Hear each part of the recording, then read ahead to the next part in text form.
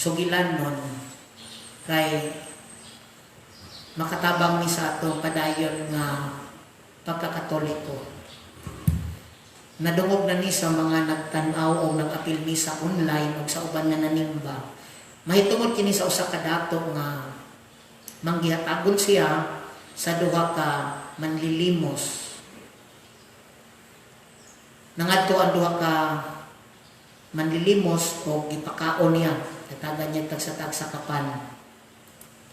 Kini usa ka istorya gipaambit ni sa usa ka pare. Kay kadadawat nila sa pan, ang isa ang permero moingon salamat kay Sir. Ang ikaduha moingon salamat Ginoo. Pagkasunod adlaw hatagan lang gyapon sila sa maong pan. Daw niingon ang isa salamat Sir kay naay pan. Ingon pod ang isa salamat Ginoo kay naay pan.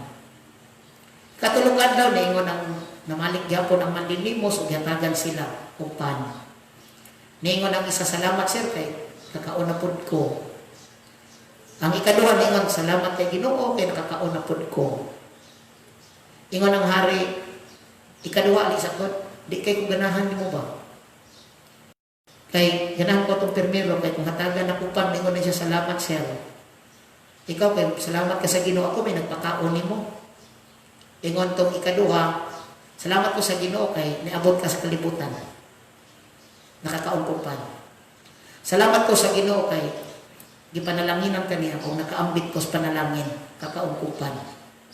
Ingon ang dato awag gyapon ko nalipay anak. Pagkasunod adlaw nimalik ang duha ka manlilimos ug ningon ang permero salamat kay Sir sa pan. Ingon ang ikaduha salamat kay Ginoo sa pan. Sa ikasunod adlaw ningon ang dato nga kanang isa ka pan dinha pikasan ninyo ang tunga kay butangan ako diamante o bulawan. Mato, pag abot sa mga manlilimos, ang unang manlilimos, kiyatagan niya atong pan nga na diamante, na bulawan. Ang ikaduha, simpleng pan lang. Ingon to permero, salamat kayo sir sa pan. Ingon po to ikaduha, salamat kay Ginoo sa pan. Nangulik sila. While nagbit-bit tong permero, ingon siya bukat man pan, hilaw-hilaw man siguro ni. Lahi naman bukat naman, hilaw siguro ni. So lakaw siya. Ingon siya, hilaw-hilaw man ni ako ning ihatag sa kong amigo, kauban kay payat mo to siya. Matong gidool niya siya, bay, change na ng tagpan, change na. Imuhan ni kay, dako-dako ba bukat, payat-payat pa mabukas ko Ako lang na imuha. So nag-change sila.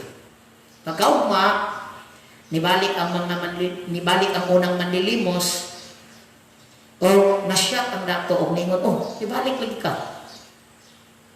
Wala nimo tanawa tong pan atong gihatag nimo. Ingon siya, ay nag-ilis man mi atong amigo nako. So isayama. So katong ikaduha na kaingon ay kadagang diamante di na ko manlimos. Patuwa na ni balik. O nabulahan ang ikaduha. Mato na kaingon ang dato, lahi gyud kung ang Dios mo imong plano. Nagid siya ikaw galing mo paagi. Nganong nagpasalamat kita karon sa paagi santos nga misa kay lahi kong ang Dios gyud ang muliho. Kay kung kita kulang gyud. Gani ko nakita ninyo ni mga display diri talong, lubing, pipino, mais. Di mahimong tao ni. Maski anghel di kahimo ani. Umay ang palaya mahimo rin is Dios. Maunang pasalamat kita sa Dios. Daghan diri kanato nga ambot ko si Ma'am sani or si Ma'am Yanis or mo diri mga batan-on maestra. Ambot on sa hinungdan nga nakahuman sila sa pag-eskwela. Mostly tungod sa abot sa yuta nga mo'y nagsupply sa ilang pag-eskwela. Pero mo na ipangutanan ako, Harvest Festival man karon pasalamat sa mga harvest. Asa sila?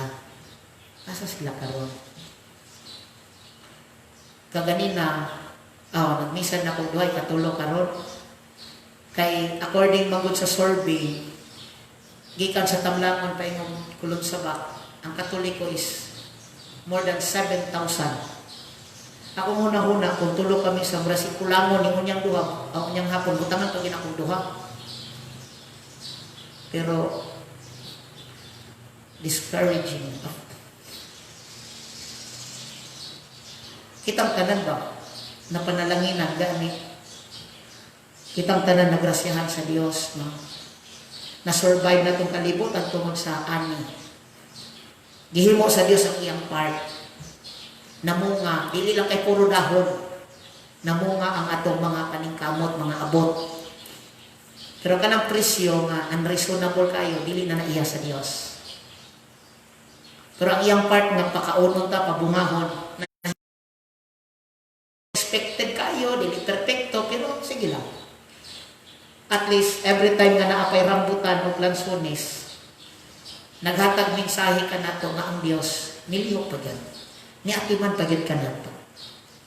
Manang-angay na to siyang daygon o pasalamatan. So, nag-expect yun ko nga ang tanang mga tao karon mo, kay tanang maging tao karon na bulahan. Na siguro'y na pulis, tungod ani, na mga na maestro, maestra, na mga na inhinyero. Where are they?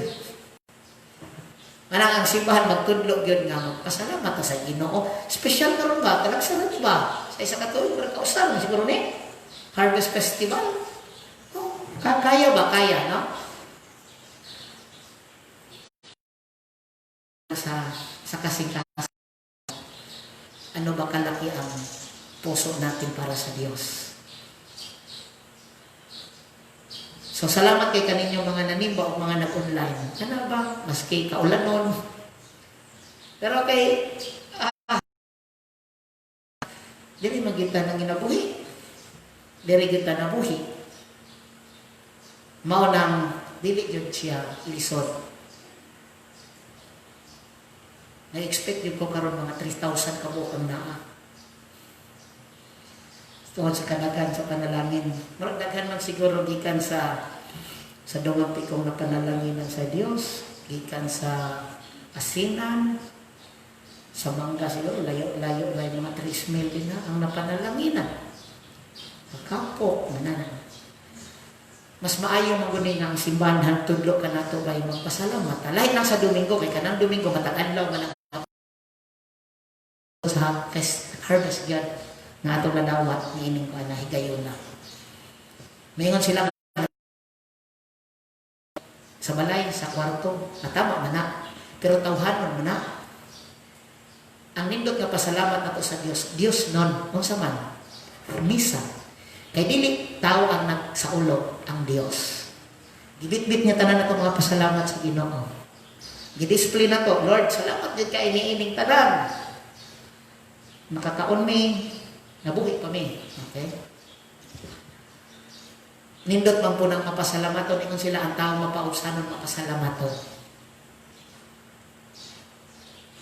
Then ang ingon ang Diyos sa Biblia, bulahan ang mapaubsanon. Kay iya ang Diyos, iya ang langit. So I hope, kung wala man ika-workout karon, next year, kung buhi pa mo, salamat mo sa Ginoo, tapos buhi pa mo. Kung may ingon yung Ginoo, kadaan daw mo pasalamat, kaya kayo, basta buhi lang. Uy, na yung mga dato nga nangamatay, di kapayat sa kinabuhi, di na yun makaya. Mientras buhi pa, pasalamat sa Ginoo. So kung may mga okasyon ng simbahan, nga diin magkatapo kita, aron magdayeg pasalamat sa Ginoo, kaya kayo. Walang hindi, walang pagod. So bulahan ang mapasalamaton kay nga paubsanon. Bulahan ang mapaubsanon kay iya ang gingharian sa langit. Ako lang ning i-recall ninyo, adunay usa ka babae na ingon siya sa YouTube nga. Ayaw lang ko ninyo hatdik o bulak kung patay na ko. Pag patay na gani ko, ay mo pagkatulog bulak. Ingon siya, kung mamatay ko, kung naamo sa layong nga lugar, ay nang uli. Saya kay pliti, ay nang attend. Ingon siya, kung mamatay ko, tanaw mo sa akong patay lawas, ay no, sulting I love you. Ayaw na. Ingon siya, buhit ko karon, mo na'y panginahanglan ako karon. Karon na ihatag. Karon na mo ani. Istorya ta. Kay naa ako. Kay makita ka na ako. Salamat ta sa Dios. Mitras makaistorya ta ta. Di na ta moduol sa Ginoo mapasalamat nga wa nang kitay kaya. Wa na tay mahimo. Tuduin ninyo yung mga anak. Tuduin ninyo yung mga pamilya. Musakripisyo para sa Dios. Muhatag panahon para sa Dios. Adunay usa ka story, no? Ako lang i-recall na po kaninyo nga adunay tulo ka tawo nga nangamatay. Dayon pag-abot sa labi, ipangutana ni Ninyo Pedro, musulod ka sa langit. Siya, batanon, og nangutana ni Pedro, unsa may gihatag sa Dios kanimo nga imong gipalambo. Ingon siya, gatagan ko sa Ginoo kaalam. Nagdala man siya kanang cart gani sa kanang sa Gaisano Mall. Daghang kay mga libro. Sa kanang mga libro sinulat nako. Og tungod sa akong libro, daghang kay naduol sa Ginoo. Daghang kayong nakaila sa Dios. Daghang kayong nilambo ang ilang espirituhanong kinabuhi tungod sa akong libro. Ingon si Pedro, wow. Sulod sa langit. Pinakay di palambo. Ang ikaduha, batanon gihapon, dalag cart. Ang karga kay mga gagmayng balay o mga pagkaon. Ingon si Senyor Pedro, kung sa may gihatag sa Dios kanimo nga imong ipalambo. Ingon siya, gihatagan ko sa Dios og kayamanan. Mao nang dito sa kalibutan ay mga taong way balay akong gibalayan, dayon ang mga walay kaon akong ginahatagan pagkaon. Ingon si Senyor Pedro, ay salamat, sige sulod. Ang ikatulo kay usa ka tigulang nga babae, siguro mga 70 anyos, bako na kayo. Wa pa gyud dalang kariton. Gingan ni Pedro, unsa man mosulod ka sa langit? Siya mosulod ko sa langit. Ingon si Senyor Pedro, unsa may gihatag sa Dios kanimo nga imong ipalambo? Wala man gani kay dalang kariton. Ingon ang tigulang, Senyor Pedro, kato ganing nauna nga mga batanon. Ako abi atong mga anak. Sila ang gihatag sa Dios kanako, o gitudloan ako sila. Mao tong ilang kinabuhi bilambo. Pakpak Senyor Pedro, wow, nice. Sulod sa langit. Mao po na ang ato ang paningkamutan. Nga magmabungahon. Mao man gisulti diri sa Ebanghelyo. Nga dili lang unta daw magsige lang panalingsing, unsa ni, panahon, magbunga daw kay kukuan. Pulumon. Pero ang punto diri magbabunga kita. So kini pagka mapasalamaton nga pamilya, mga anak, ginikanan, usa na siya sa bunga. Sa ato ang sagkasa sa kinabuhi nga gihatag sa Dios kanato. Mao nay ato ang paningkamutan nga kanunay mapuy-an. So mga igsuon, karong adlaw wa ko nato gisaulog ang piyesta ni San Vicente Ferrer. Di gyud nga piyesta karon, pero lagi sa katigulangan sa una ang October 24 fiesta gini sa Bangkal. Dayon sa parokya sa Bangkal. Kay ilang ipasalamatan si Senyor San Pedro, si San Vicente Ferrer, kay nasayod sila nga sa ilahang pagpanguma, kanunay silang nagasampit kaniyang atabangan sila hangyoon ang Ginoo. Ako pon sa akong pag-stay dinhi, kanunay di ko nagapangayo sa iyang kanunay alalay o panabang. Kay I know that he is close sa Ginoo. So kung naamantay na abot, nahimo gid siyang kabahin niini mo nang atuha pangatagan siyang pagpasidungog. Wala man ka nag-ampok niya, kaya wa man siya ni mahimo, di po na siya kabuhat ani, siya papaluan ni. Ang iya haragid hangyo ra sa Ginoo. So mo nang ato sang pasalamatan siya. Nay ubang mga tawo nga masukok sa mga santos. Akong ibalik, wala ta nag-ampog mga santos. Pero nasayot kita na langit na sila. O ang ilang trabaho dito kanunay nag-aampo. Mo nang hangyo na to silang sa inyong pag-ampo, i-apil ang among panginahanglan. Ang piyesta yung karon, si Saint Anthony Mary Claret, usa ka obispo. Mao na siya founder sa Claretian community. Kung naamoy mga Bible diary, naamoy mga magazine, naamoy mga schools nga ilang giatiman. Ingon siya, pag-ampo ka mo grosaryo, Kanunay. Na ibang mga tao, laing pagtuo, masuko. O say kantsawan ta nga magrosaryo. Pero sultian ta mo. Ang rosaryo, o sa mga hinungdan, nganong na santos si Saint Anthony Mary Claret. Dili lang siya. Pero ting daghang mga nasantos tungod sa rosaryo. Daghang pamilya nga nagmalinaw tungod sa rosaryo. Daghang mga nasod na proteksyonan sa rosaryo. Basta gani dili dautan, maayo. Iyan ang sa Dios. Ang rosaryo nga pulong wala sa Biblia. Pero ang sulod sa rosaryo naatanan sa Biblia. Nganong ano na ito balik-balikon ang amahan mo? Nganong ganun balik-balikon na ito ang maghimaya ka Maria? Kay dili na sila pulong sa tao. Pulong na sa Dios. Si Jesus ang nagtudlo sa amahan mo. Ang pulong sa maghimaya ka Maria, pulong sa anghel nagikan sa langit. Maghimaya ka Maria, puno ka sa grasya. Gibalik-balik tani kay mga pulong ni Dios. Paglamig kayo sa dalunggan sa Ginoo. So every time na mag-rosaryo kita, daw nagagunit kita sa kamot ni Mama Mary. O nagapangayo kita pag-ampo niya. Nangyoon ang iyang anak. Every time na nagunit kita sa rosaryo, imagine na nagunit kita sa kamot sa itong inahan. Si Mama Mary. Naiusa ka adlaw na tan-aw og YouTube. Naigrupo sa pagtuo. Gibutan nila si Mama Mary sa tubangan. Pagka magidukdok nilang martilyo. Ang Biblia nag-ingon, those who are worshiping idols, katong mga nagsimbag mga Diyos-Diyos, are insensitive to others. Ang tinuod nga nagsimbag Diyos, di manghilabot sa pagtuo sa uban, kundi kabalog mo respeto. Ang mga tao walay respeto sa iyang isig katao, mga mga nagsimbag mga Diyos-Diyos. Kaya ang Diyos nagtudlo ka nato nga magrespetuhanay kita. Mana kita, never kita manakot sa uban. Tungkol kay sila mga anak po sa Diyos. Lahi lang siguro orientation. Pero watay kayagaan sa ilahang mga ginahimo. Manang sakit kayo. Ma-insulto. Padayon nato silang iampo. Si Saint Anthony Mary Claret.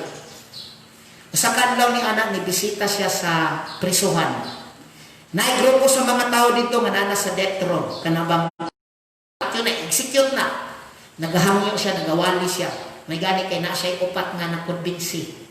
Nga nagaputang sa Ginoo before namatay. Tulo batanon ang isa tigulang. Pero isa sa mga batanon, dugay kay niya nakonbinsi. Kay suko kay siya siyang mama.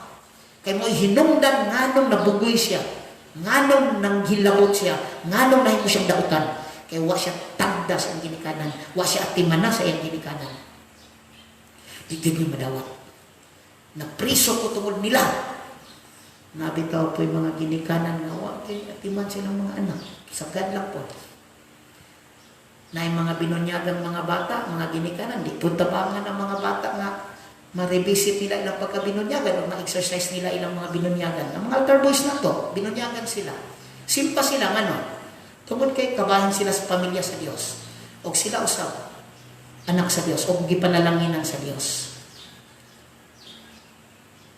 So, mo to yung kalabot. Kay nung po to nagduaw ko piniriso sa Davao. Iingnan ko niya nga, siya nga kawatan. Ako nang nag-share sa inyo, kuya, siya nga kawatan. Kanang mall, kabalo siya ngawat ba? Mo to yung sharing sa ko. Yang iyang silda, kay dool makayos kapilya, ang pare ko dito, magmisa, madugog niya ang wali. Mo to ingon siya, sus, kung maupanay gitudlos, kung ginikanan, di ko kawatan. Mo to si Juan, wag di yung ginikanan. Manang mga ginikanan, ma-instrumento ang mga paduol ang inyong mga anak sa Ginoo. Kabalo mo hatag panahon sa Dios. Tungod kay sila, grasya na po na sila sa Dios. Ma-appreciate punta nila ang ilang pagkagrasya sa Dios. Pero before namatay, katong batanon, napasaylo na yung ina. Perting hilak ni Saint Anthony Mary Claret. Sa sige niya hangyo, naghilak siya. may gani kay before gi-execute na ngayon, sorry, o gipasaylo niya yung inahan. Mga pila kadlaw, natulog si Saint Anthony Mary Claret. Nagpakita ang Dios kaniya og giingnan. Anthony, katong upat nga imong gitabangan naa na karon sa langit. Mga igsoon ining ato ang pagpadayon sa pagsaulog santos nga misa. Salamatan nato kanunay ang Ginoo sa iyang padayon nga pagtabang kanato o pagkaluoy kanato. Nato'y panultihon sa cellphone na akong nabasahan. Ingon, if you do not come to a rich family must come from you. Kung wala mo nagikan sa dato kay nga pamilya, hinaot pa untang pinaagi ka niyo, madato imong pamilya, manay punto. Pero dili ta magstorya ni ana sa pagtuo ta. Kung ang atong pamilya dili magmapasalamaton kayo. Hinaot pa unta. Kung gikan ka sa pamilya nga di nga balong pasalamat, hinaot pa unta. Pinaagi ka nimo, mamahimo silang mapasalamaton. Dahil kita sa ulong nining santos nga misa, uban sa pag-ampo ni Saint Anthony Mary Claret o sa ato ang patron. God bless ka na po tanan o Happy Harvest Festival.